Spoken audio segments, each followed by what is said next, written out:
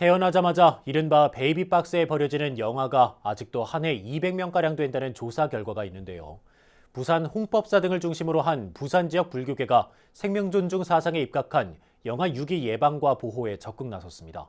보도에 부산 BBS 박찬민 기자입니다. 영유아 행복 드림 사업, 그 목적은 분명합니다.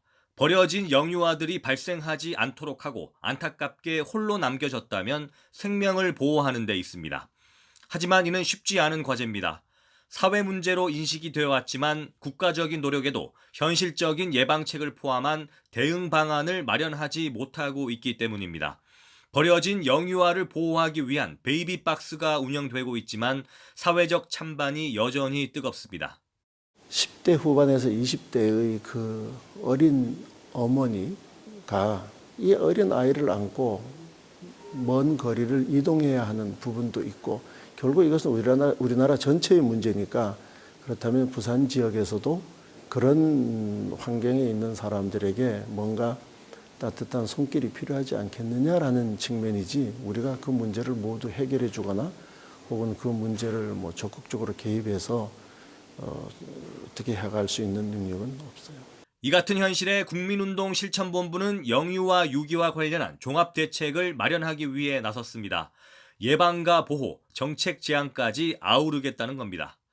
행복드림 상담소를 운영해 영유아 유기 예방을 위한 종합 상담 서비스를 실시하고 정신적으로 불안정한 임산부들을 대상으로 심리 치료까지 할 계획입니다. 이를 위한 사회적 지원 네트워크를 구축하고 예방 차원에서 임산부들을 상담하는 등 지원 체계를 갖춰갈 방침입니다. 예방 노력에도 현실적으로 버려진 영유아들은 부산 홍법사에서 베이비박스와 비슷한 라이프가든을 운영해 보호할 예정입니다.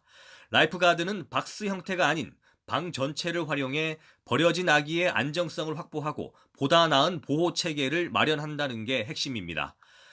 홍법사에서 심리 안정을 위한 프로그램을 활용하는 것은 물론 병원과도 협조 체계를 구축해 유기모들이 다시 아이를 찾을 때까지도 대비할 생각입니다.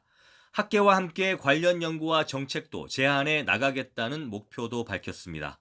일단은 저희가 해야 되는 사업이 예방을 위한 상담 사업과, 그리고 또 아기들 생명권 보호를 위한 라이프 가든 운영 사업, 그리고 또 말씀드렸던 정책 제안이라든지 옳은 방향성을 제시하기 위한 연구소 사업을 같이 진행할 예정입니다. 그런 것들이 유기적으로 잘 연결될 수 있도록 다른 시민단체 혹은 관련 전문가들과 같이 협의체를 구성해가지고 지금 진행 예정이고, 발대식을 시작으로 국민운동 실천본부는 여론 조성을 위한 토론회도 이어갑니다.